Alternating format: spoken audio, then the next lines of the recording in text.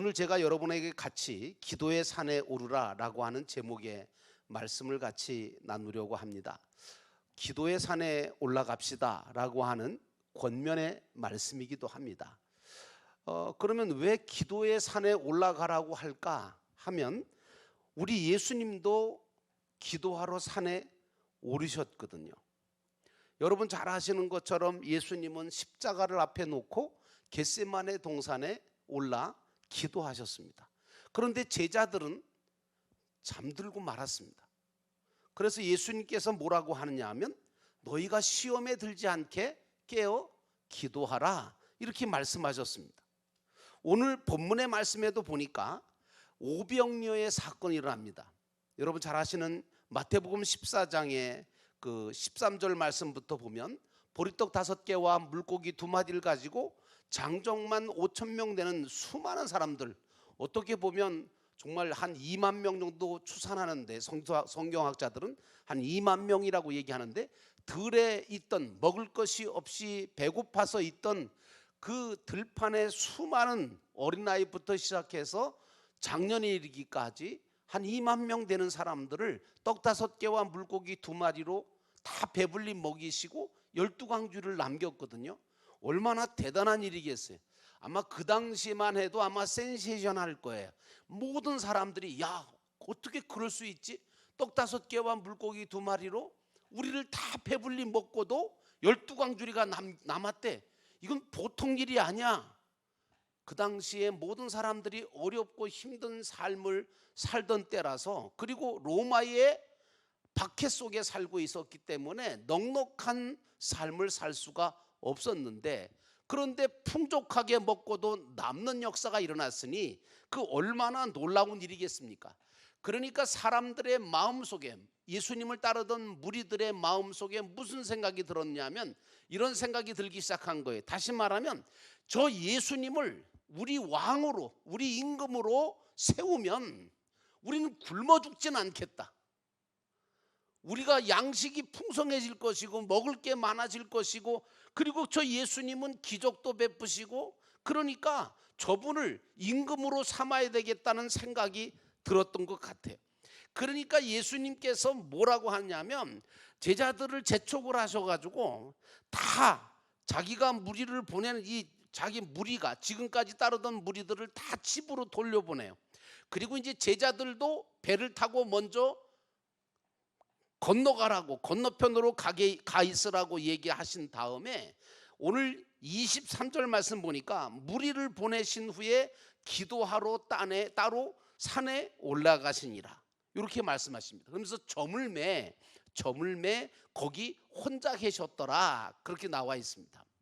자, 그럼 여러분 생각해 봅시다. 저는 뭘 이렇게 의문점을 품었는가 하면 예수님이 누구시죠? 육신을 입고 이 땅에 오신 성자 하나님이세요. 하나님이시라고요. 전지전능하신 분이시라고요. 그러면 여러분 그 예수님이 하나님이신데 전지전능하신 분이신데 기도를 하셨다? 우리가 언뜻 생각할 때 기도라고 하는 건 뭔가 부족하기 때문에 기도하는 거 아닌가요? 그러면 전지전능하신 하나님이신 예수님께서 기도하셨다는 그건 뭘 우리에게 의미할까요? 그리고 예수님께서 그 하나님이심에도 불구하고 모든 고난을 받으시고 십자가까지 지고 죽으셨다는 거예요. 그러면서 주님은 모든 사람을 사랑하셨고 긍휼과 자비를 베푸셨고 자기 자신을 낮추셨고 다른 사람들을 섬기는 그런 사역들을 하셨고 결국에는 하나님의 뜻을 다 십자가에서 이루었다라고 하시고 돌아가셨어요.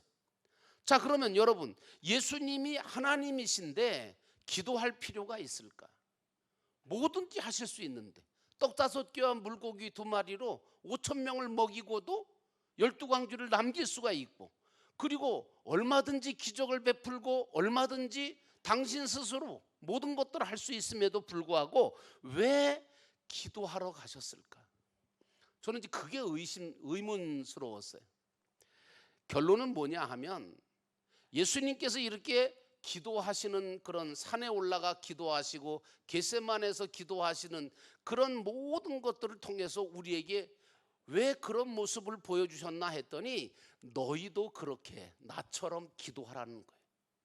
예수님 자체는 기도할 필요가 없으세요. 사실은 기도할 필요가 뭐 있어요? 그분이 하나님이신데. 근데 기도하세요. 어떤 분이 이단이 그랬나요? 저한테 그랬어요. 예수님이 하나님에 대해서 왜 아버지라 그랬냐고. 그래서 내가 그랬어. 하나님이 아버지신 걸 우리한테 가르쳐 주려고 그랬다. 할 말이 없잖아요. 가르쳐 주려고 그랬다. 아버지이신 것을, 너희 아버지가 하나님이시라는 것을 하나님께서 알려주시려고, 그렇게 예수 그리스도께서 알려주시려고 우리에게 하나님을 아버지라 부르며 기도도 하시고 그리고 하나님을 아버지라고 불렀던 거다라고 제가 그렇게 반문을 했는데, 여러분 보세요. 예수님께서 오늘 무리들을 다 내보내시고 그리고 나서 혼자 남아서 산에 올라가 기도하십니다. 자, 여러분 22절에 보니까 예수께서 즉시 제자들을 재촉하사 자기가 무리를 보내는 동안에 배를 타고 앞서 건너편으로 가게 하시고 무리를 보내신 후에 기도하러 따로 산에 올라가셨다. 그리고 홀로 계셨다는 거예요. 기도하면서 계셨다는 거죠. 많은 사람들은 예수님께서 오병이어를 기적을 일으키니까 예수님을 억지로 붙들어서 임금을 삼으려고 할 때 예수님은 무리들을 다 내보내시고 혼자 산으로 기도하러 오르셨습니다. 자, 여러분 오늘 예수님은 세상의 왕이 되기 위해서 오신 분 아니시거든요. 그리고 또 어떤 기적이나 이적을 행하기 위해서 뭐 죽은 자를 살리시고 뭐 병든 자를 고치시고 그러기 위해서 오신 분이냐? 아니시거든요. 그건 다 다른 목적이 있어서 그렇게 하신 거거든요. 그 자체를 하기 위해서 오신 분 아니란 말이에요. 여러분 예수님은 오직 천국 복음을 우리에게 전해주시고 하나님의 공의를 나타내실 뿐만 아니라 하나님의 자비를 나타내시려고 평화의 왕으로 이 땅에 오신 분이에요. 그리고 믿는 우리들로 하여금 하늘나라 천국이 너희에게 예비되어 있음을 알려주시려고 오셨어요. 그래서 예수님께서는 말씀하시는 족종 뭐라고 하냐면 천국은 이와 같으니 천국은 이와 같으니 천국은 이와 같으니 천국은 이와 같다는 얘기를 수없이 하세요. 왜? 예수님의 사역의 본질은 뭐냐 하면 우리로 하여금 이 땅을 바라보는 것이 아니라 이 땅에다 소망을 두고 사는 것이 아니라 하늘나라 천국이 있음을 알게 하시고 그 나라를 준비해 가도록 하려고 오셨거든요. 거기 그 하늘나라로 우리를 인도해 주시려고 오신 분이시거든요. 그런데 자꾸 오늘날 기독교의 믿음이 타락하고 퇴보해서 잘못돼서 예수님을 어떻게 여기냐면 자기들의 부족한 부분을 채워줄 왕으로 삼으려고 한다 그런. 여러분 우리들 마음속에도 한켠에 그런 게 있어요. 예수님이 자꾸 내 부족함을 채워줄 왕으로 임금으로 삼으려고 한단 말이에요. 그리고 어떤 기적과 이적을 베풀어서 내가 할 수 없는 일들을 다 해주는 그런 해결사 같이 생각할 때가 있단 말이에요. 이렇게 믿는 신앙생활이 위험해요. 그래서 여러분 이걸 신학적으로 뭐라고 하느냐 하면 예수님께서 기적과 표적을 베풀어서 기적과 이적을 베풀어서 어떤 것들을 해주기만을 바라는 신앙, 이거 신비주의 신앙이라 그래요. 그리고 여러분 아시는 것처럼 예수님께서 내 부족함을 다 채워주시고 내가 잘 먹고 잘 살게 해달라고 그것만 가지고 그냥 예수를 쫓고 예수를 믿는 사람, 그 신앙을 뭐라 하느냐? 기복신앙이라 그래요. 그러니까 이 신비주의 신앙과 기복주의 신앙은 아주 솔직하게 말씀드리면 예수님을 이용하려고 하는 마음이 있는 거예요. 여러분 나는 여러분에게 심각하게 질문하고 싶어요.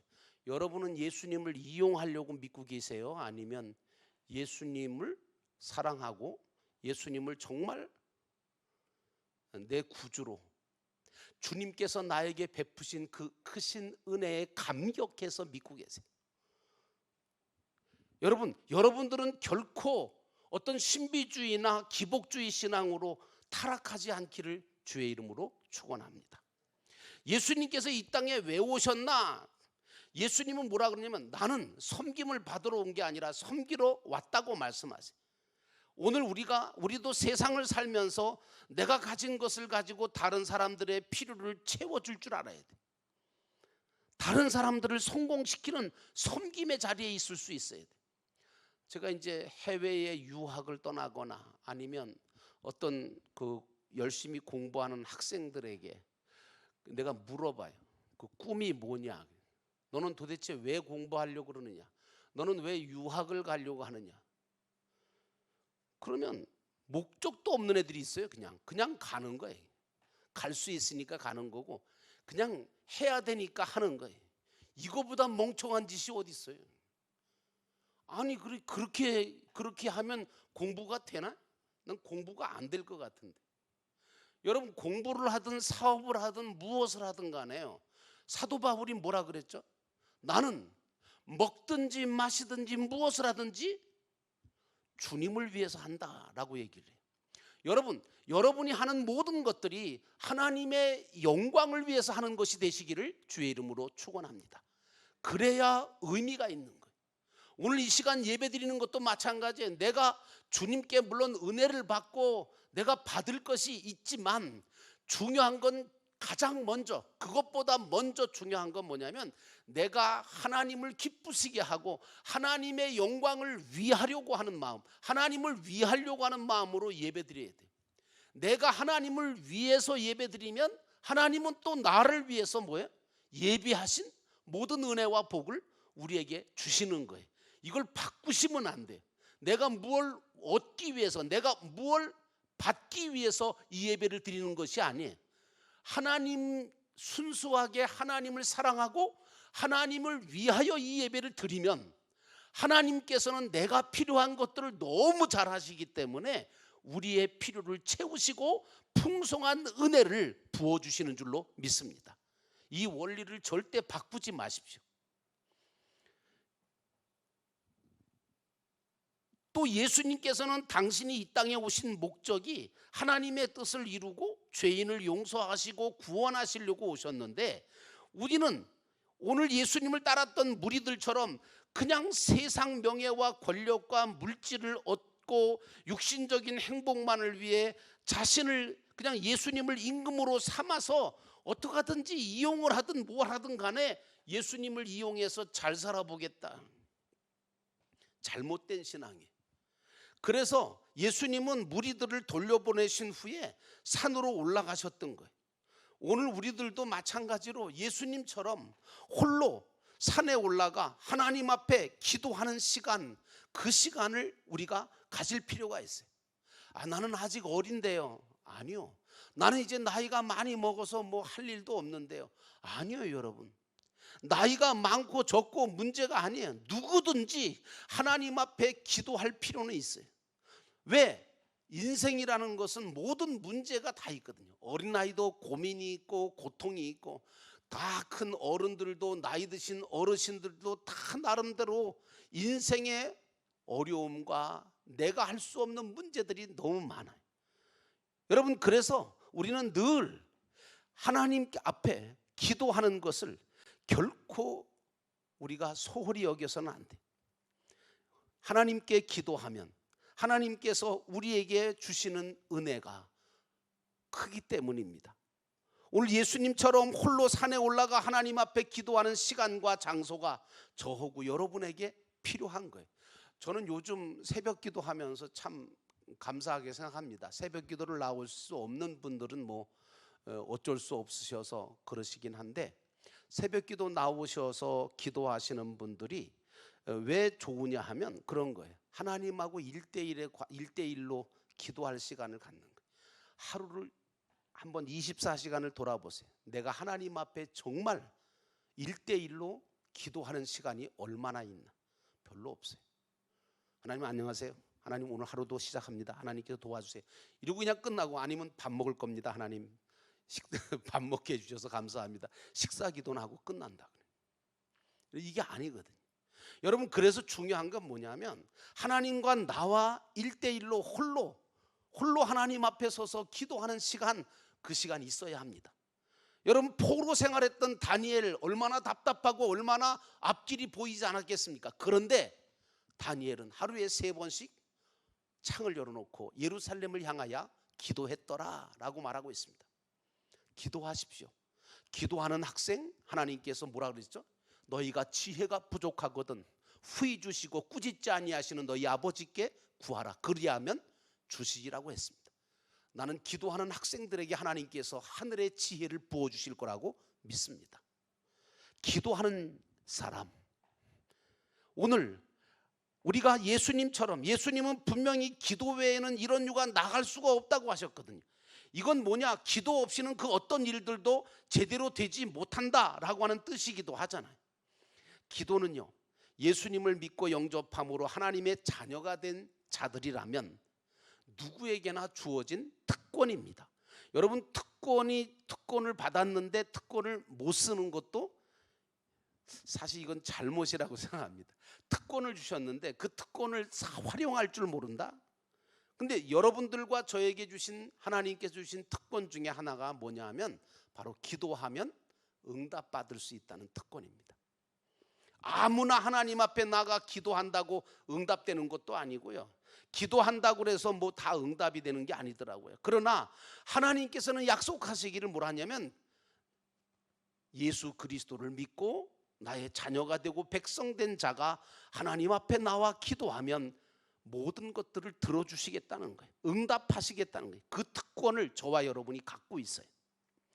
예수님께서는 너희가 지금까지 내 이름으로 구하지 아니하였으나 구하라, 그리하면 다 주실 것이라고 분명하게 말씀해 주셨어요. 그러면서 뭐라고 하느냐면, 야, 악한 자라도 자식에게 좋은 것을 줄 알거든 하물며 하늘에 계신 너희 아버지께서 너희에게, 구하는 자에게 성령을 주시지 않겠느냐, 좋은 것으로 주시지 않겠느냐, 이렇게 말씀하셨습니다. 여러분, 기도할 수 있다면 기도할 자리에 여러분들은 기도에 무릎을 꿇으시기를 주의 이름으로 축원합니다. 하나님은 당신의 자녀인 내가 구한 모든 것에 대해서 하나도 빠짐없이 다 들으세요. 다 응답하세요. 그분이세요. 왜냐하면 저는 그걸 확신하거든요. 저도 수많은 세월을 목회해 오면서 수많은 기도를 드렸는데 저는 이상하게 기도하면 하나님께서 응답 안 하신 게 별로 없다, 거의 다 응답하신 것 같아요. 아직도 이루어지지 않은 기도는 있어요. 그런데 그것은 하나님께서 당신의 때에 당신의 방법으로 다 이루어 주실 것을 믿기에, 또 제가 이 땅의 삶을 마치고 하늘나라에 갔을 때 그때 이루어질 일도 있을 거라고 저는 믿습니다. 여러분, 기도는요 마치 농부가 땅에다가 씨를 심는 것과 같은 거예요. 그게 빨리 나든 늦게 나든 간에 어쨌든 나요. 어쨌든 열매로 나타난다고요. 꽃으로 나타나고 열매로 나타난단 말이에요. 그러니까 여러분, 할 수 있을 때, 이 수요 예배도 마찬가지, 기도하러 나오세요. 기도에 씨를 심으려고 나오셔야 돼요. 자식을 위해서 기도에 씨를 심고, 그리고 내 인생을 놓고 하나님 앞에 씨를 심어야 돼요. 그래서 여러분, 중요한 건 무엇보다 특별히 하나님의 일을 하시는 분들, 하나님의 일을 하려고 하는 분들은요, 가장 중요한 건 기도하는 자가 돼야 돼요.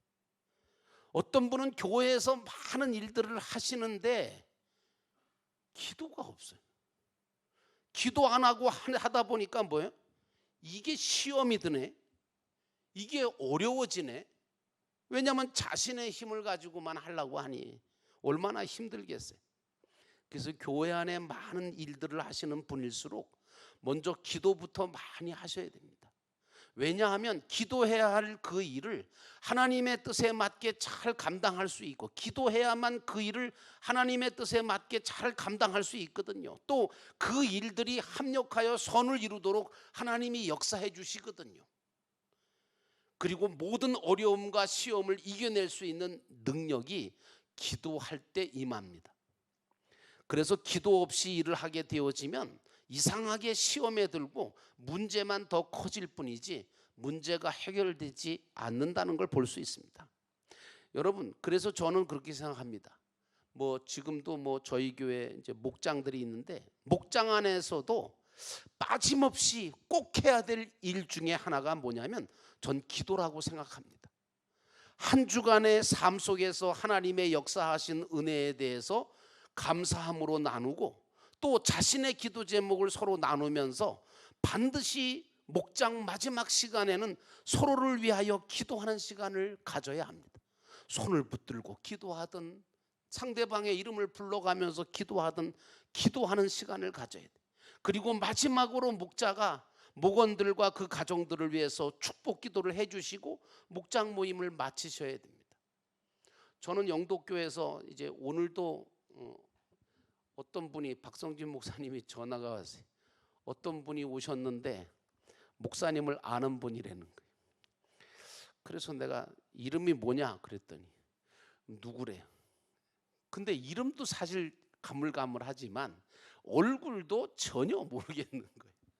근데 알고 보니까 제가 영도교회 교육전도사로 있을 때 그때 있던 청년이었던 거죠.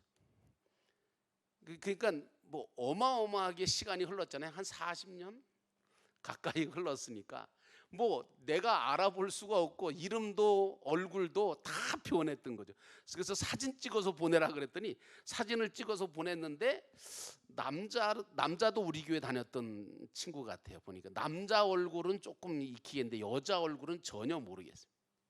근데 막 전화를 바꿔가지고 막 떠드는데 그 옛날에 무슨 얘기냐면 그 옛날에 이제 있었던 얘기들을 이제 추억을 얘기를 해요. 여러분, 그때 청년들, 또 청년들이라고 봤자 몇 명이 안 되죠. 중고등부도 몇 명 안 되고 한두 명 이렇게 있는데, 제가 지하실을 갔다가 보일러가 이렇게 썩어서 안 쓰는 보일러실이 있는데 그 보일러를 다 드러내고 거기다가 기도실을 만들었어요. 지하실에다가. 그래 놓고 학생들 한두 명, 청년들 한두 명 이렇게 데려다 놓고 같이 손 붙들고 찬송하고 기도하던 생각이 나요. 1시간 내내 기도했어요. 무슨 기도했겠어요? 그 아이들의 이름 불러가면서 정말 축복하는 기도를 해줬어요. 그랬더니 이 아이들이 그 기도에 감동이 되고 또 기도가 또 응답이 되고 기도하다가 위로를 받고 힘을 얻다 보니까 이 아이들이 전도하기 시작을 합니다. 그래서 막 수없이 전도를 해갖고 오더라고요. 그래가지고 그냥 폭발적으로 중고등부가 부흥된 적이 있어요. 여러분, 저는 그렇습니다. 하나님의 일들을 하려고 하는 사람들은 기도해야 된다고 생각합니다.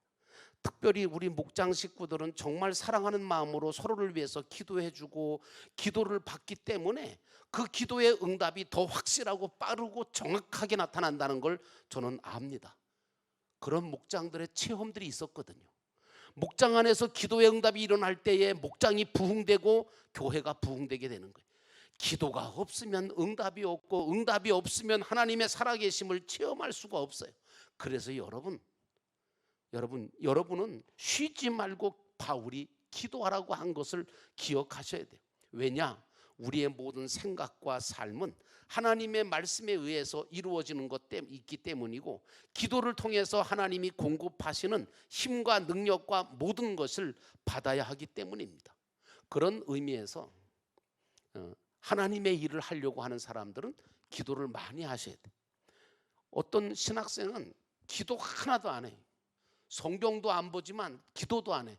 저러고서 어떻게 하나님의 일을 하려고 할까? 그런 생각이 들어요. 여러분, 아니에요.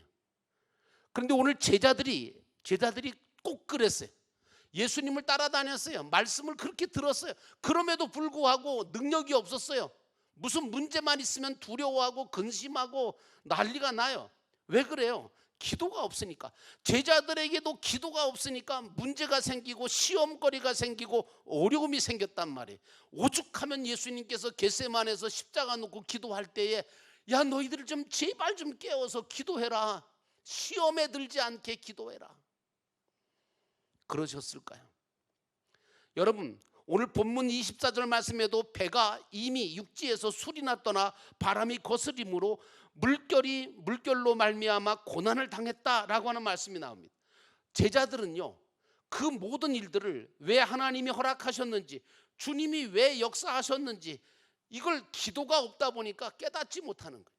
왜 우리가 지금 이런 일들을 당하는지를 깨닫지 못하는 거예요. 여러분, 기도는요, 기도하면 하나님께서 해주셔야 될 것과 내가 해야 될 것들이 쫙 갈라집니다.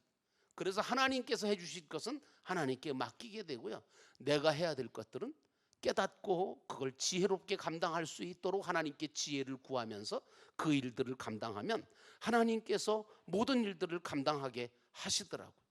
제자들은 갈릴리 어부 출신이에요. 경험이 많아요. 바다에 대해서 너무너무 잘 알아요. 그런데 웬만한 바람이나 파도에는 끄떡하지 않는 어부들인데 바람이 역으로 거슬러 부니까 배를 육지에 대지를 못하고 별수 없이 그냥 떠밀려가서 바다 중앙까지 밀려가서 고난을 당하고 있었다니까요. 결국 인간의 무능함이 드러나게 된 거죠. 그들은 거센 바람과 풍랑으로 인해서 두려움이 생겼고 주님을 부르지 못했습니다. 여러분, 기도 없는 인간의 무능한 모습이 오늘 드러난 겁니다. 그런데 예수님께서는 홀로 산에서 기도하시다가 그 바다 위를 걸어오셨어요. 바람이 세게 불고 있는 그 바다 위를, 파도가 쳤겠죠. 근데 그 바다 위를 걸어오셨어요. 제자들은 유령이라고 소리를 질렀잖아요. 두려워했잖아요. 그런데 예수님께서는 뭐라 그러세요? 안심하라, 나니 두려워하지 말라고 말씀하세요. 여러분, 오늘 예수님께서 이 말씀을, 이런 모습들을 보여주시는 이유가 뭐냐 하면, 정말 우리가 신앙생활 한다고 하면서도 정말 파도 하나, 바람 하나 맞으면 두려워하고, 정말 이상한 역사가 일어나면 하나님의 역사를 귀신의 역사로 보고 이렇게 본단 말이에요. 그래서 우리가 기도를 함으로 예수님처럼, 사실은 무리를 걸었던 예수님처럼 우리는 세상을 발 아래 밟고, 문제를 발 아래 밟고 걸을 수 있어야 됩니다. 난 그렇게 생각합니다. 여러분들과 제가 기도하면, 하나님 앞에 기도하고 힘을 얻고 능력을 얻으면, 힘들고 지치고 어려울 때일수록 예수님처럼 우리가 기도할 때, 그래서 힘과 위로를 주님으로부터 받고 성령의 도우심을 받으면 파도치는 바다 위를 걸으셨던 주님처럼 저와 여러분도 세상을 밟고 사건과 문제를 발 아래 밟고 걸을 수 있다고 저는 믿습니다. 모쪼록 여러분, 오늘 기도의 산에 오르셔서 하나님과 홀로 대화하고 하나님이 주시는 은혜와 능력을 공급받으심으로 힘과 능력을 가지고 하나님께 영광 돌리는 삶을 살아가시는 저와 여러분 되시기를 주의 이름으로 축원합니다.